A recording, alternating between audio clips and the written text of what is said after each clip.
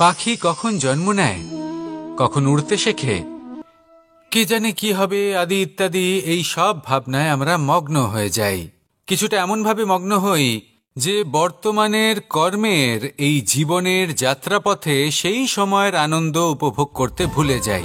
এবার দেখুন একটা পাখি কি করে। ওর কর্ম হলো গান গেয়ে চলা। ওই পাখি গেয়ে চলে, কেউ ওর গান শুনুক বা না শুনুক, কেউ আদৌ শুনছে কিনা সেই বিষয়টা নিয়ে সেই পাখির কিছুই যায় আসে না। সেই পাখি নিজের কর্ম করতে থাকে। হয়তো সেই জন্যই আপনি কখনো কোনো পাখিকে কাঁদতে দেখবেন না। এরকমই আপনাকে নিজেকে গড়ে তুলতে হবে। প্রথমে নিজেকে জিজ্ঞেস করুন, এই যে কর্ম আমি করতে চলেছি সেটা কি উচিত? যদি আপনার মনে হয় সেটা উচিত, তাহলে সেটা প্রমাণ করুন। এটা ভাববেন না যে এই সংসার কি ভাববে। আসুন আর আমার সাথে ভালোবেসে বলুন, রাধা রাধা। এই পুকুর দেখছেন আপনি? বাচ্চা, বৃদ্ধ, যুবক, যাকেই আমি জিজ্ঞেস করব এটা কি, সবার উত্তর সেই একই হবে। উত্তর তখনই বদলাবে যখন প্রশ্ন এটা হবে যে আপনি এই পুকুরে কি করতে চান। কেউ বলবে আমি এমনি এর পাড়ে বসে এই জল স্পর্শ করে ঠান্ডা হাওয়ার আনন্দ অনুভব করতে চাই। কেউ বলবে আমি এই পুকুরে সাঁতার কাটতে চাই। কেউ বলবে কাগজের নৌকা বানিয়ে আমি এতে ভাসিয়ে দিতে চাই। কেউ বলবে আমি মাছ ধরে নিজের জীবন যাপন করতে চাই, ইত্যাদি ইত্যাদি। আপনাকে একটা কথা বলে রাখি, আমাদের জীবনও এই পুকুরেরই মতন, একই রকম। কিন্তু আমরা এই জীবন নিয়ে কি করব সেই সিদ্ধান্ত আমাদের। এই পুকুরে আপনি মুক্তও পাবেন, আবার পাঁকও পাবেন। যদি আপনি মুক্ত পেতে চান তাহলে এই পুকুরের গভীরে আপনাকে যেতে হবে। ততটাই চেষ্টা করতে হবে যতটা করলে আপনি সেই মুক্ত অর্জন করতে পারবেন। না হলে শুধু পাঁকে হাত পড়বে। তাই যা আমি সর্বদা বলে থাকি, সিদ্ধান্ত আপনার। রাধা রাধা। এই সংসারের সব থেকে বড় সুখ কি? অবশ্যই সহ্য করতে হবে। এটাই হলো প্রকৃতির নিয়ম।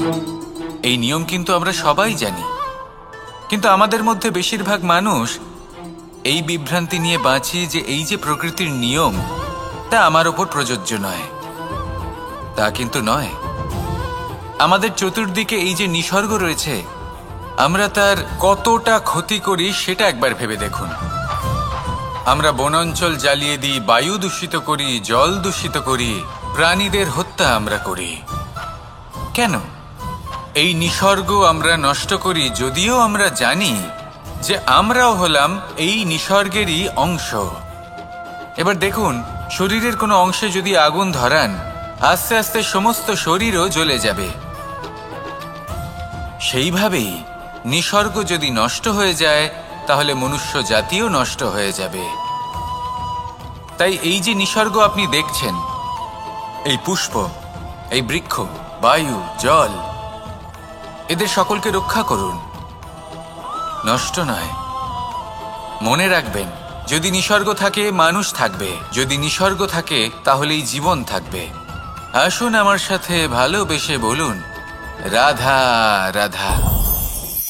এই সংসারে সবাই বলেন আমি অর্জুনের মতো হয়ে উঠতে চাই। সবাই চায় যে তারাও যেন অর্জুনের মতো গান্ডীব লাভ করে। তারাও চায় যে তাদেরকেও মহাদেব এসে পশুপতি অস্ত্র দান করবেন। তারাও এটাই চায় মহাভারতের মতো মহাসংগ্রামে বিজয়ী হতে। কিন্তু সবাই ভুলে যান যে অর্জুন যা হতে পেরেছিলেন সবকিছুই অর্জন করেছিলেন। যদি আপনিও অর্জুনের মতো গান্ডীব লাভ করতে চান, তবে আপনাকেও তার মতোই শ্রেষ্ঠ কাঠ নির্বাচন করতে হবে। সেই কর্ম আপনাকেই করতে হবে। তার প্রত্যঞ্চা যাতে তীব্র হয় তার জন্য আপনাকে সর্বশ্রেষ্ঠ দড়ি খুঁজে বের করতে হবে। আপনার বাণ যাতে ঘাতক হয় সেই জন্য আপনাকে নতুন নতুন ধাতু খুঁজে বের করতে হবে। সেই শিক্ষা আপনাকে লাভ করতে হবে, তবেই আপনার ইচ্ছে পূর্ণ হবে। অর্জুন হওয়া বড়ই সরল, যদি আপনি কিভাবে অর্জন করতে হয় তা জানেন, শুধুমাত্র স্বপ্ন দেখেন যারা, তারা কখনোই অর্জন করতে পারবেন না। কিন্তু যদি কেউ অজ্ঞাতবাস ভোগ করতে পারে, যদি কেউ লাক্ষাগৃহ থেকে পালিয়ে বাঁচতে পারে, যদি কেউ কঠোর তপস্যা করতে পারে, প্রতীক্ষা করতে পারে এবং পরিশ্রম করতে পারে, তাহলে সে অর্জুন অবশ্যই হয়ে উঠবে।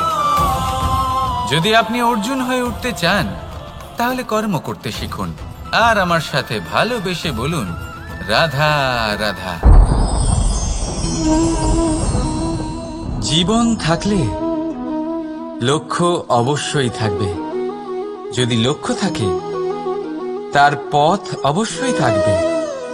যদি পথ থাকে, আমরা জীবনে সফল হব না অসফল, পুরস্কারের ভাগীদার হব নাকি তিরস্কারের। মনে করুন আপনাকে একটা কাজ করতে হবে, আপনাকে পর্বত আরোহণ করতে হবে, আর সেই পথের ঢাল আপনাকে একাধিকবার ফেলে দেবে। পাথর আপনাকে একাধিকবার আহত করবে। এই অবস্থায় কি করবেন? সাধারণ মানুষ বেছে নেয় প্রতিশোধ। সেই পর্বতকে নষ্ট করে দেওয়ার চিন্তা ভাবনা করে, তার ভিতকে নড়িয়ে দেওয়ার কথা ভাবে সেই মানুষ।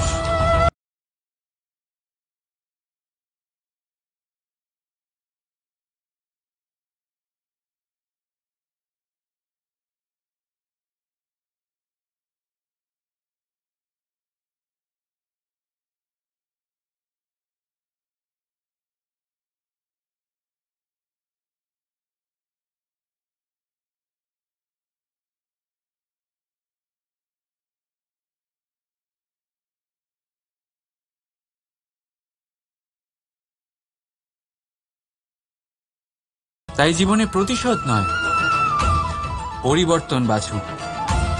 বদলা নয়, বদল বেছে নিন।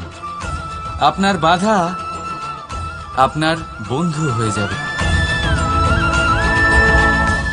রাধা রাধা। সমস্ত মানুষের জীবন কিছুটা সমান হয়। মানুষ জন্মগ্রহণ করে, তারপর চলতে শেখে, জীবনে এগিয়ে চলে, বার্ধক্য লাভ করে, তারপর সমাপ্ত হয়ে যায়। কিন্তু সেই ব্যক্তিরা কারা যারা প্রকৃত অর্থে মনুষ্য জীবন যাপন করেন?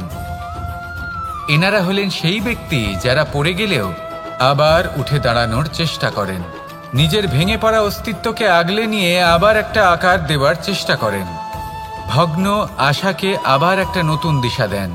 অসফল হওয়ার পরেও থামেন না, আবার এগোতে থাকেন। অসফল হওয়ার পরে যদি আপনি থেমে যান, তাহলে সাফল্য আপনার সামনে অপেক্ষা করে, কিন্তু আপনি তা দেখতে পান না। তাই জীবনের সংঘর্ষে অংশগ্রহণ করতে শিখুন। জীবনের সংঘর্ষ থেকে পালাবেন না। আসুন আমার সাথে ভালোবেসে বলুন, রাধা রাধা। একবার একটা শেয়াল বনে বিচরণ করছিল। ও একটা ছোট্ট শাবক দেখতে পেল। ও ভাবল, আজ একেই আমি খাবার হিসেবে গ্রহণ করব।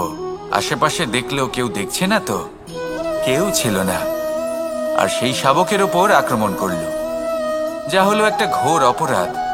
বনের নিয়ম অনুসারে আপনি কখনোই শাবকের ওপর আক্রমণ করতে পারেন না। তারপর এই খবরটা যখন রাজা সিংহ জানতে পারলেন, সভার আয়োজন করলেন। কিন্তু সেখানে শেয়াল বলল, আমি তো এরকম কিছু করিনি। কিন্তু যদি আপনি এরকম বলেন, কোনো প্রমাণ দিন, এর কোনো সাক্ষী আছে? তখন রাজা সিংহ পেঁচাকে ডেকে পাঠালেন, যে সেই মুহূর্তে বৃক্ষের শাখার ওপর বসেছিল। সে সব কিছু দেখেছিল। পেঁচা সব সত্যি কথা বলল, আর শেয়ালকে মৃত্যুদণ্ড দেয়া হলো। এবার এই কাহিনী আমি আপনাকে কেন শোনালাম? কারণ মানুষও কখনো কখনো এরকম কর্ম করেন যা শিয়াল করেছে। এটা ভাবেন কেউ দেখছে না, যখন আমি অনুচিত কর্ম করতেই পারি। কিন্তু না, আপনি যাই করুন না কেন, কেউ না কেউ অবশ্যই তা দেখছে। কোনো ব্যক্তি না হলেও কোনো প্রাণী, না হলে কোনো যক্ষ বা দেব বা প্রেত। যদি এনারা কেউ না দেখেন, তাহলে ধরিত্রী মাতা দেখেন, যেখানে দাঁড়িয়ে আপনি সেই কর্ম করছেন, তাই না? তাই একটা কথা সবসময় মনে রাখবেন, কে দেখছেন কে দেখছেন না সেই বিষয়ে ভাবা ছেড়ে দিন। এটা খুব সহজ কথা। আপনি যদি উচিত কর্ম করেন, উচিত ফল পাবেন। যদি অনুচিত কর্ম করেন, তাহলে আপনি অনুচিত ফল অবশ্যই পাবেন। সেই জন্য উচিত পথে চলতে থাকুন, উচিত কর্ম করতে থাকুন, আর আমার সাথে ভালোবেসে বলুন রাধা রাধা। আপনি কখনো কোনো বাজকে নিজের বাসা বানাতে দেখেছেন? এই বাজ যখনই কোনো বাসা বানায় তখন উঁচু গাছের ডালে বা কোনো পর্বতের শিখরে বাসা বানায়, অনেক উচ্চতায়, আর সেখানে তার সন্তানও জন্মগ্রহণ করে। যখন এই সন্তানেরা জন্মায় তখন এই বাজ খুবই ভালোবেসে এবং খুব সাবধানে এদের পালন পোষণ করে, নিজের ঠোঁট দিয়ে তাদের ঠোঁটে খাবার পরিবেশন করে। কিন্তু যেই সেই সন্তানেরা হৃষ্টপুষ্ট হয়ে যায় এবং সেই কথা বাজ নিজে বুঝতে পেরে যায়, সেই বাজ নিজেই সেই বাসা ছিন্ন ভিন্ন করে দেয়। সেই সন্তান যাদের সবেমাত্র ডানা গজিয়েছে, কিভাবে উঠতে হয় তারা জানে না, সেই সন্তানগুলিকে উচ্চতা থেকে ঠেলে দেয়। সেই সন্তান প্রথমে ভয়ভীত হয়ে যায়। তারা সামনে মৃত্যুকে দেখতে পেয়ে ভয়ের কারণে তাদের ডানা ঝাপটাতে থাকে, আর সেই প্রক্রিয়াতেই সেই সন্তানগুলি উড়তে শুরু করে দেয়। এবার এই ঘটনায় আমরা কি শিক্ষা পেতে পারি? এটাই, যদি আপনি মাতা পিতা হন তাহলে নিজের সন্তানকে অবশ্যই স্নেহ করুন, কিন্তু তাদেরকে নিজের আঁচলের তলায় বেঁধে রাখবেন না। যদি আপনি চান আপনার সন্তান জীবনে উন্নতি করুক, তাহলে নিজের মুঠো থেকে তাদের স্বতন্ত্র করে দিন, এই সংসারে সংঘর্ষ করতে দিন। সেই সন্তান নিজেই বুঝতে পারবে যে জন্মের সময় পাওয়া ডানা কি করে ব্যবহার করতে হয়, আর আপনার চোখের সামনে আপনার সন্তান এই আকাশে উড়তে থাকবে। তাহলে আসুন আমার সাথে ভালোবেসে বলুন রাধা রাধা। সংসারে সবচেয়ে পবিত্র মানা হয় গঙ্গা জলকে।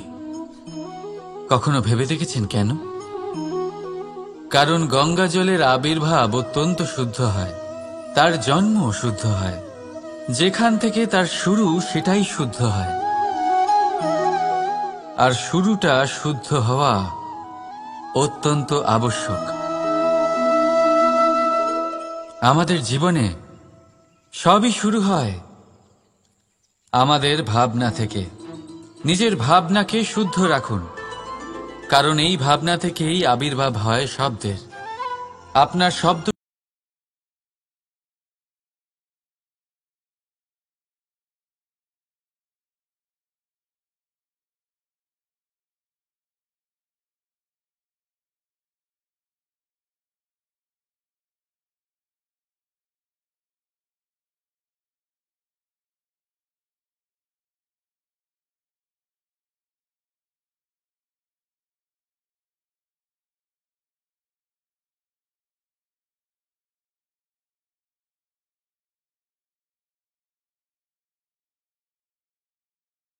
সংসারে, এই জীবনে নিজের ভাবনা শুভ রাখলে, শুদ্ধ করলে আপনার মন সুপ্রসন্ন হয়ে বলবে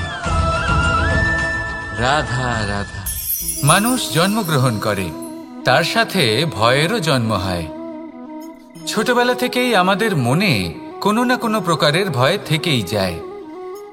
কেউ এই বিষয়ে ভয় পায় যে তার কোনো বস্তু তার থেকে দূরে চলে যাবে, কেউ এই বিষয়ে ভয় পায় যে আমি নিজেকে হারিয়ে ফেলব, কেউ এই ভেবে ভয় পায় যে আমার প্রিয়জনেরা তারা যেন আমার থেকে দূরে না চলে যায়, কেউ এই ভেবে ভয় পায় যে আমরা যেন পথ না হারিয়ে ফেলি, আদি ইত্যাদি। কিন্তু সত্যি কথা বলতে ভেবে দেখুন, এই ভয় বাস্তবে কি?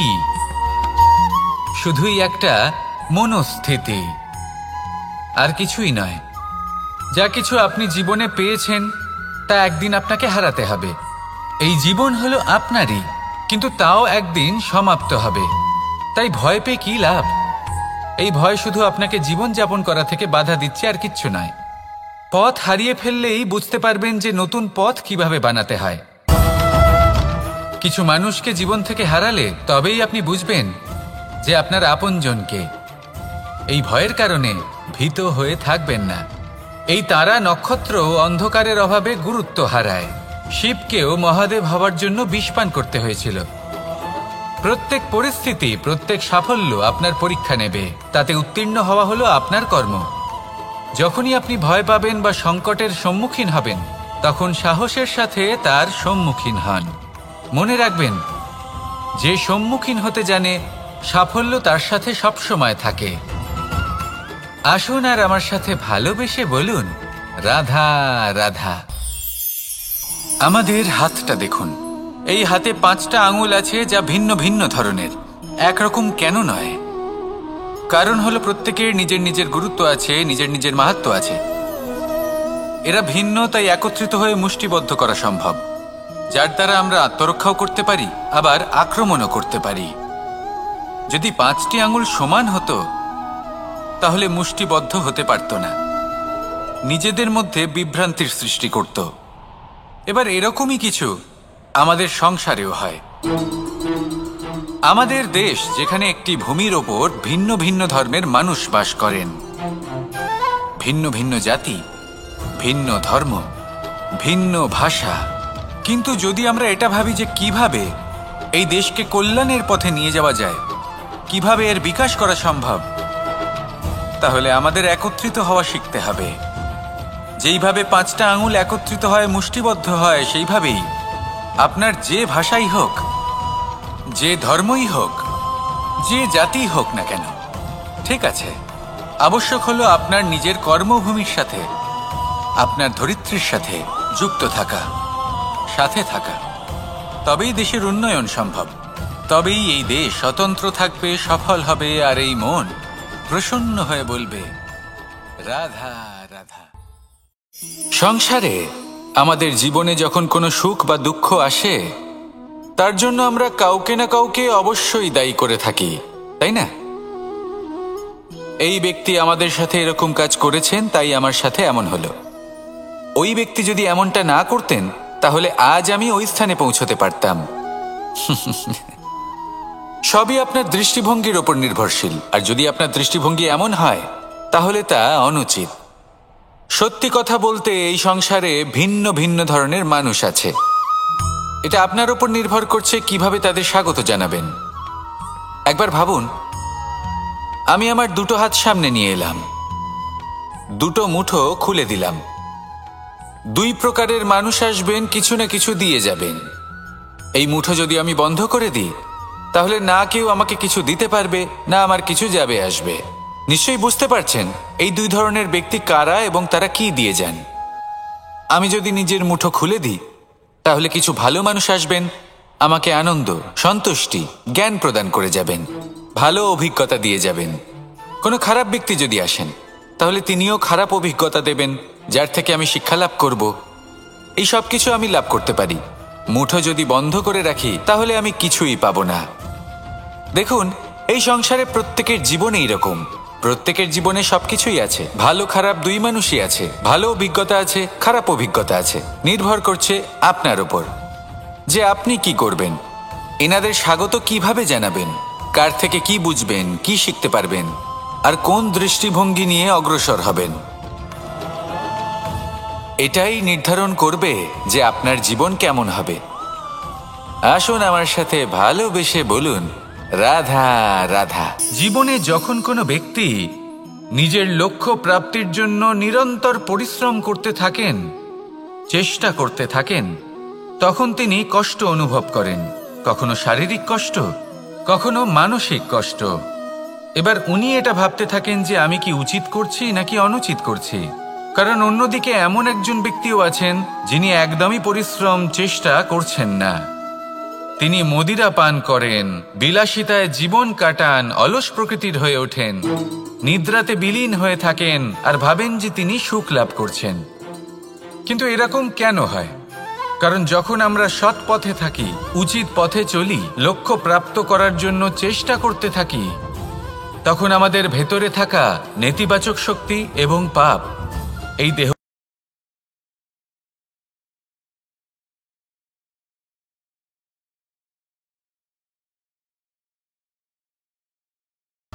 এবার সেখানে যদি আমরা কুপথে চলি, অনুচিত পথে চলতে থাকি, তাহলে আমাদের ভেতরে থাকা পুণ্য এবং ধনাত্মক শক্তি আমাদের দেহ ত্যাগ করে দেয়। আর এই অনুভূতির কারণেই আমরা সুখ অনুভব করি। কিন্তু কখনো ভাববেন যে এই সুখ বেশি সময় পর্যন্ত থাকে না। সেই জন্য সবসময় মনে রাখবেন, যদি আপনি জানেন যে এটাই আপনার লক্ষ্য, এটাই উচিত পথ, শুভ পথ, তাতে নিরন্তরভাবে এগিয়ে যেতে চেষ্টা করতে থাকুন। এই কষ্ট আপনাকে সুখের পরাকাষ্ঠায় কখন পৌঁছে দেবে তা আপনি জানতেই পারবেন না। আসুন আমার সাথে ভালোবেসে বলুন, রাধা রাধা। প্রত্যেক মানুষ নিজের জীবনে হীরক তথা হীরে এবং দর্পণ এই দুই দেখেছেন। এই দুই হলো সাদা এবং এরা দুজনেই আলোর প্রতিফলন ঘটায় এবং এরা দুজনেই উজ্জ্বল হয়ে ওঠে। আপনি হয়তো মনে মনে ভাবছেন যে এটা কি ধরনের তুলনা করছি। একটা হীরে তো রত্ন, তার মূল্য দর্পণের থেকে অনেক গুণ বেশি। কিন্তু হীরে থাকাতে দর্পণের মূল্য কিন্তু কোনো অংশে কমে যায় না, তাই না? মানুষ যখন হীরে নিজের হাতে নেয় তখন সবার আগে কি খোঁজে?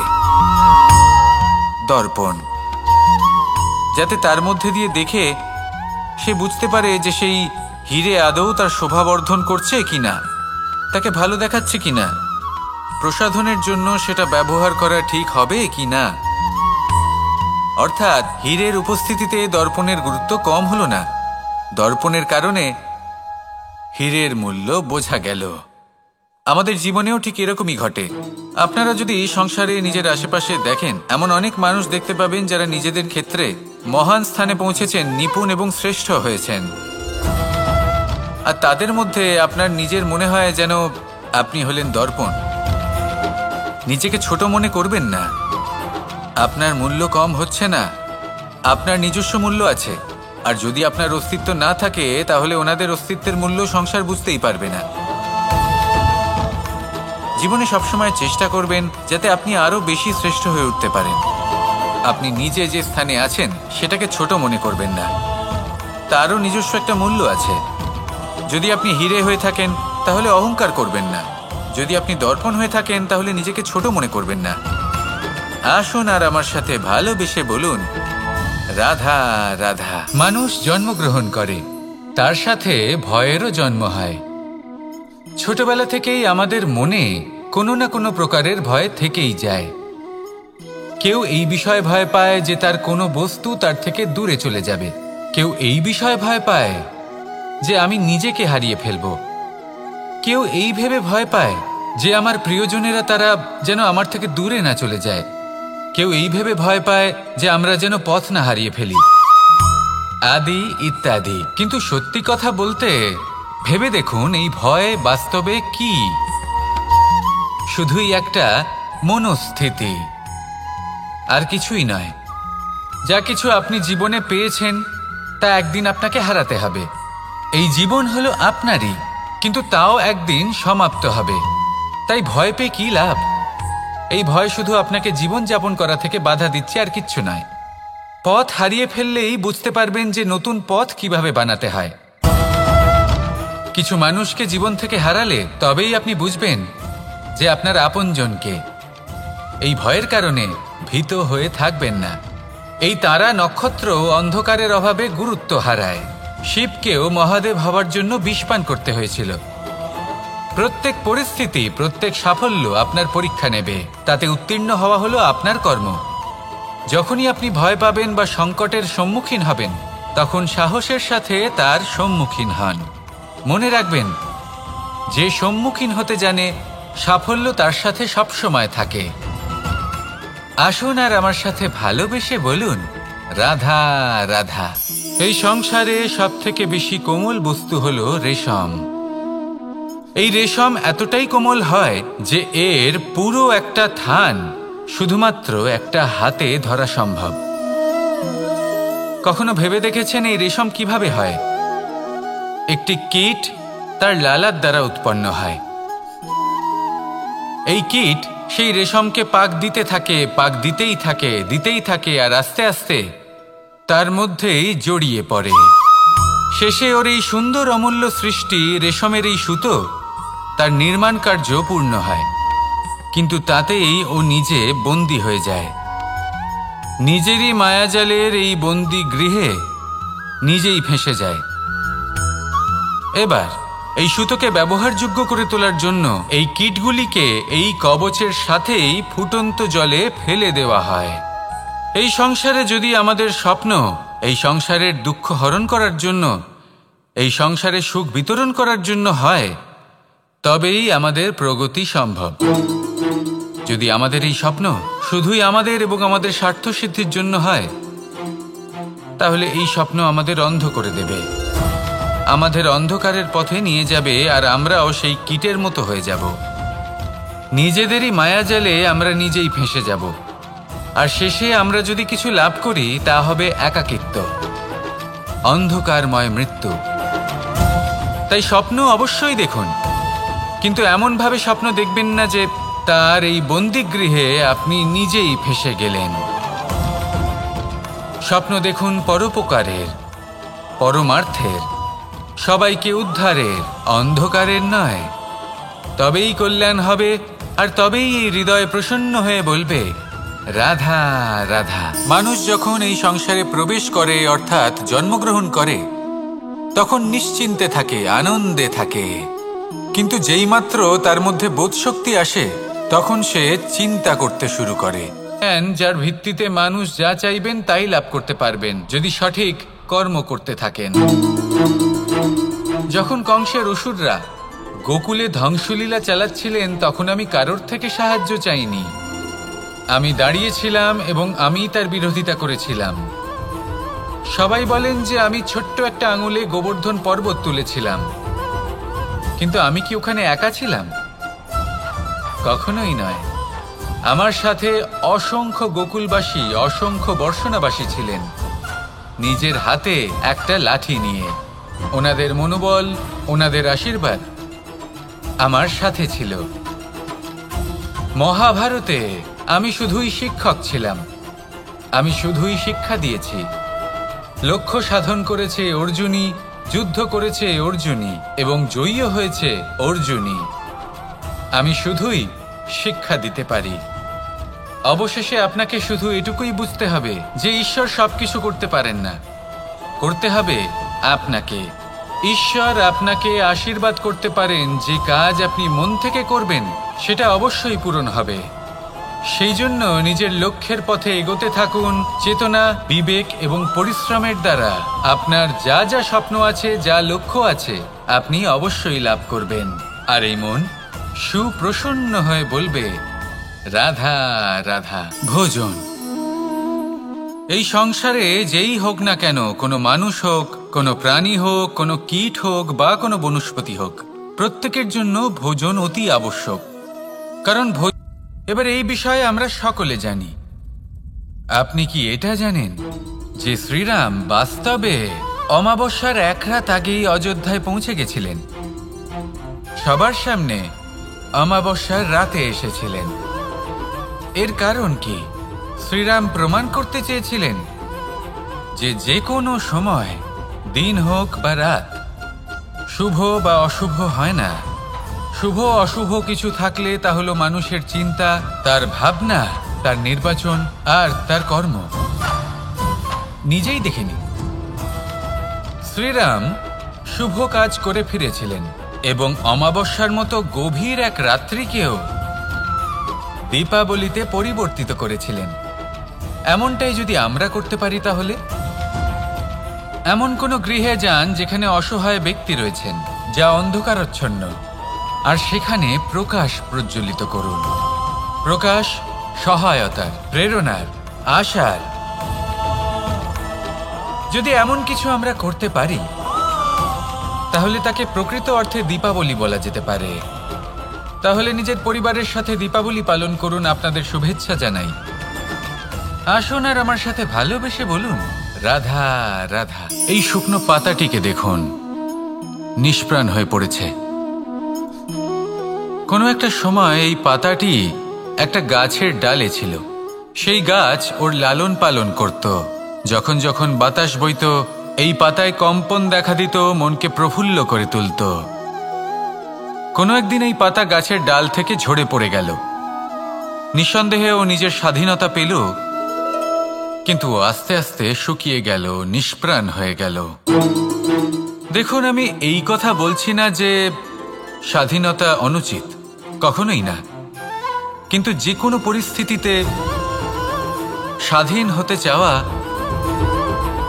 এটা নিশ্চিতরূপে অনুচিত। আমরা যদি আমাদের জীবনে পরিবারের গুরুত্ব ভেবে দেখি, তাহলে এই পরিবারে যতই মতভেদ থাকুক না কেন, যতই মনোমালিন্য থাকুক না কেন, যতই বিবাদ থাকুক না কেন, এই সব মিটিয়ে নেওয়া অত্যন্ত প্রয়োজনীয়। সেই সব কিছু সমাপ্ত করা অত্যন্ত প্রয়োজনীয়। কখনো এই পরিবারকে ভাঙতে দেবেন না, কখনো এই পরিবার থেকে দূরে চলে যাবেন না। এই পরিবার হলো আমাদের জীবনের একটা অমূল্য সম্পদ, অমূল্য এক আশ্রয়, যা এই সংসারে হয়তো কোথাও আপনি পাবেন না। তাই একে আগলে রাখুন। ভেবে নিন আপনি পাতা আর আপনার পরিবার সেই গাছ। আসুন আমার সাথে ভালোবেসে বলুন, রাধা রাধা। এই সংসারে সব থেকে বেশি কঠিন কাজ কোনটা? কেউ বলবেন যুদ্ধ করা, কেউ বলবেন ধন অর্জন করা, আবার কেউ বলবেন জ্ঞান অর্জন করা সব থেকে বেশি কঠিন। এবার প্রত্যেক ব্যক্তির নিজস্ব অভিজ্ঞতা আছে, আর সেই অনুসারে তার নিজস্ব একটা উত্তর আছে। সাধারণভাবে দেখতে গেলে এই সংসারে সব থেকে কঠিন হলো তপস্যা করা, অর্থাৎ সব কিছু ত্যাগ করে তপস্যায় নিজেকে বিলীন করে দেওয়া। এবার এর থেকে বেশি কঠিন এই সংসারে আর কি বা হতে পারে? এই সংসারে, এই সমাজে, নিজের পরিবারের মধ্যে থেকেও ধৈর্য ধরে সামনে অগ্রসর হওয়া, এটা হলো সব থেকে কঠিন কাজ। কারণ যখন আপনি তপস্যা করেন, তখন সেখানে আপনার ধৈর্য ভাঙার মতো কেউ থাকেন না, না কোনো বন্ধু, না কোনো আত্মীয়, না কোনো শত্রু, কেউ না। কিন্তু যখন আপনি এই সমাজে, এই পরিবারে থাকেন, কোনো না কোনো ব্যক্তি এসে আপনার ধৈর্যের বাঁধ ভেঙে দেওয়ার ক্ষমতা রাখেন। তারা আপনার ধৈর্যের বাঁধ ভেঙে দেয়, আর কখনো কখনো তারা অনিচ্ছাকৃতভাবেই সেটা করে থাকেন। কারণ তাদের মানসিকতা আপনার থেকে আলাদা, তাদের কর্ম আপনার থেকে আলাদা, তাদের দৃষ্টিভঙ্গি আপনার থেকে আলাদা, জীবন যাপন আপনার থেকে আলাদা। সেক্ষেত্রে আপনি ধৈর্যচ্যুত হন, প্রসন্নতা আপনার থেকে ছিনিয়ে নেওয়া হয়। সেই জন্য এই সংসারে, এই পরিবারের থেকেও ধৈর্য ধরে সামনে অগ্রসর হওয়া কোনো পর্বতের শিখরে গিয়ে তপস্যা করার থেকেও অনেক বেশি কঠিন। আর যে ব্যক্তি এই সমাজেই, এই পরিবারে, সেই সকল মানুষের মধ্যে থেকে গিয়েও ধৈর্য ধরে অগ্রসর হতে থাকেন, যারা এই কাজটা শিখে নিতে পারেন, তারাই কিন্তু জীবনে আনন্দ লাভ করতে পারেন। এই ধৈর্যই শেষে আপনার জীবনে প্রসন্নতা বহন করে আনবে। তাই ধৈর্য ধরে জীবনের পথে অগ্রসর হন, আর আমার সাথে ভালোবেসে বলুন, রাধা রাধা। কর্ম এবং ফল। মানুষের স্বভাব হলো এটাই যে তিনি নিজের প্রত্যেক পরিশ্রমের প্রতিফল প্রার্থনা করেন। বেশিরভাগ সময় এই ফলাফলের চিন্তা করতে করতে, কল্পনা করতে করতে উনি কর্ম করতে থাকেন, যে আমি এই কাজটা করলে এই ফল পাবো। সেই সব কল্পনা করতে থাকেন যা না তার হাতে আছে, না আছে অধিকার, আর না আছে নিয়ন্ত্রণ। উনি শুধু নিজের কর্ম করতে পারেন। উনি কি ফল পাবেন তা তার হাতে কখনোই নেই। তাই আপনিও শুধুমাত্র কর্ম করতে থাকুন, ফলের চিন্তা করবেন না। মনে রাখবেন, শিকড় এবং শাখা যেভাবে একে অপরের সাথে জড়িয়ে, সেইভাবেই একে অপরের সাথে জড়িয়ে কর্ম এবং ফল।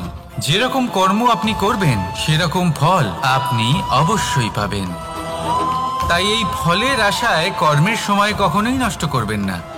কারণ যে ব্যক্তি সময় নষ্ট করেন, সময় সেই ব্যক্তিকে অবশ্যই নষ্ট করে দেয়। কর্ম করুন নিঃস্বার্থভাবে, ফলের চিন্তা করবেন না, আর আমার সাথে ভালোবেসে বলুন, রাধা রাধা।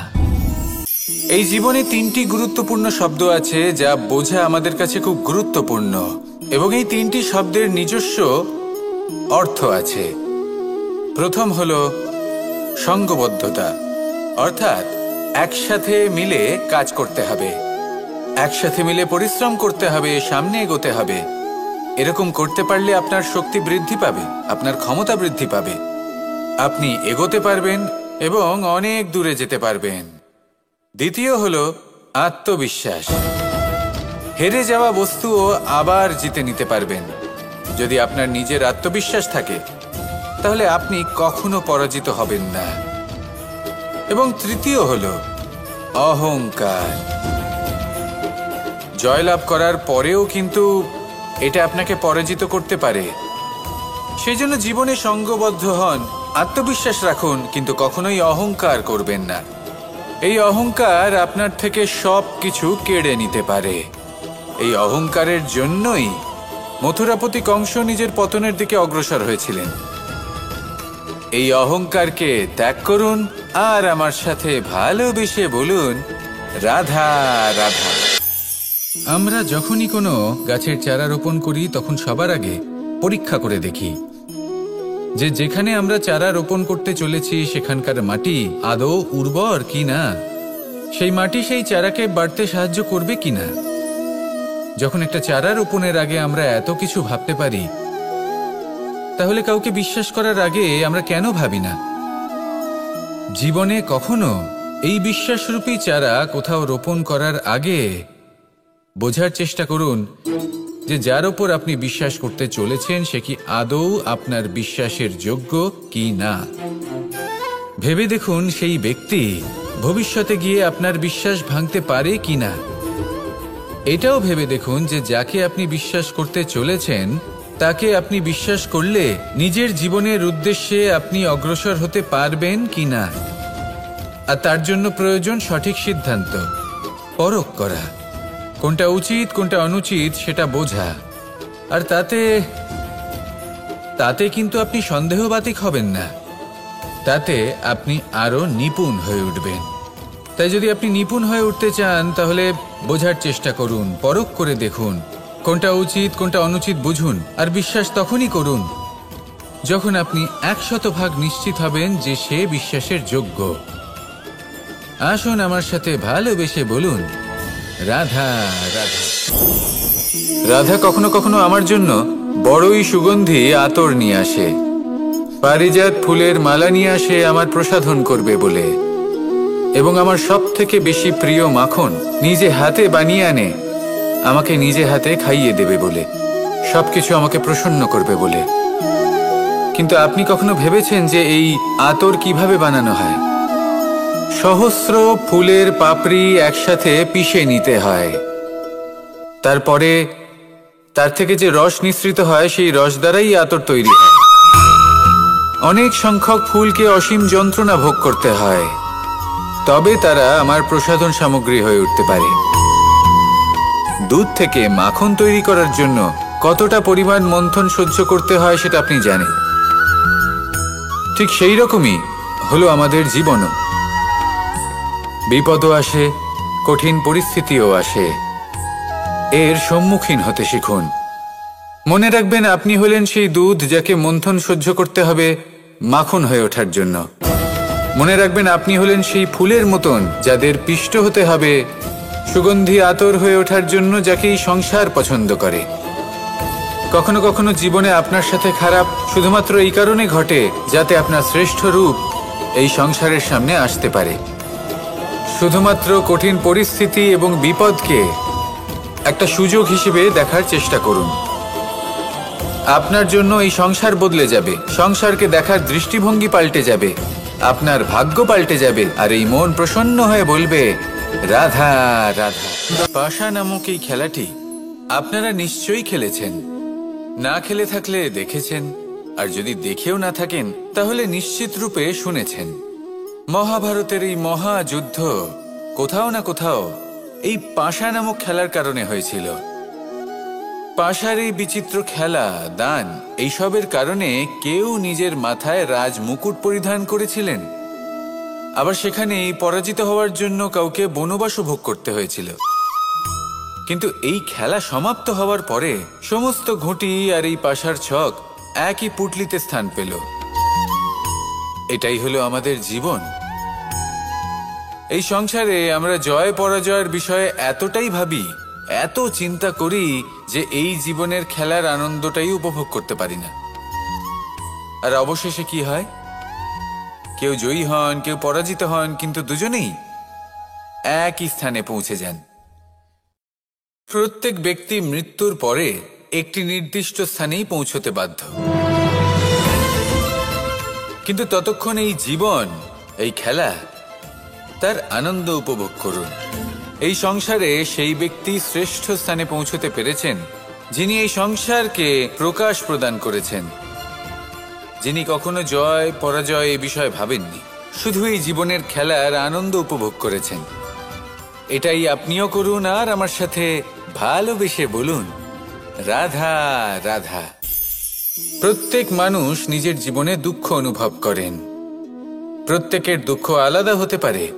কারোর মনে এই দুঃখ থাকে যে সে তার বাবা মায়ের সব ইচ্ছে পূরণ করতে পারেননি। কেউ এটা ভেবে দুঃখ পান যে সে চিরকাল সদাচার করেছেন, সৎকর্ম করেছেন, কিন্তু তাও তাকে দুরাচারী বলে মনে করা হয়। কেউ এটা ভেবেও দুঃখ পান যে তার সামনে যে ব্যক্তি রয়েছেন তার চোখে তিনি শত্রু হয়ে উঠেছেন বা দুষ্ট হয়ে উঠেছেন, যেখানে তিনি হয়তো কোনো অনুচিত কাজই করেননি। এবার এই সমস্ত বিষয় নিয়ে ভেবে নিজের ব্যক্তিত্ব নিয়ে সন্দেহ প্রকাশ করবেন না। যদি নিজের ব্যক্তিত্ব নিয়ে কোনো সন্দেহ থেকে থাকে, তাহলে কর্ম সংক্রান্ত প্রশ্ন করুন যে আপনি যা করেছেন তাতে কি উচিত ছিল, কি অনুচিত ছিল। যেটা প্রয়োজন সেটা এটা বোঝার যে আপনার অন্তর্মন, আপনার বিবেক আপনাকে কি বলছে, আর আপনার অন্তর্মন আর আপনার বিবেক আপনাকে যেটা করতে বলবে শুধু সেটাই করুন। আর তারপরে এই সংসার কি বলবে, কি ভাববে সেসব নিয়ে ভাবতে যাবেন না, কারণ এই সংসার তো ঈশ্বরকেও প্রশ্ন করে থাকে, ঈশ্বরকেও দোষী মনে করে। কখনো কখনো যখন কোনো ঘটনা মানুষের ইচ্ছা অনুযায়ী ঘটে না, তখন মানুষ এটা বলে যে হে ঈশ্বর, আপনি আমার পাশে থাকলেন না, আপনি বড়ই কঠোর, এটা আপনার দোষ। যেখানে বেশিরভাগ সময় হয়তো সে নিজেই নিজের কর্মফল ভোগ করছে, আর কখনো কখনো ঈশ্বর হয়তো তার জন্য আরো ভালো কোনো পরিকল্পনা করে রেখেছেন, কিন্তু মানুষ সেটা বুঝতে পারে না। তাই দিনের শেষে যেটা প্রয়োজন সেটা হলো নিজের মনের কথা বুঝতে হবে। আপনার বিবেক কি বলছে শুধু সেটাই করুন আর সামনে এগোতে থাকুন। আমার সাথে ভালোবেসে বলুন, রাধা রাধা।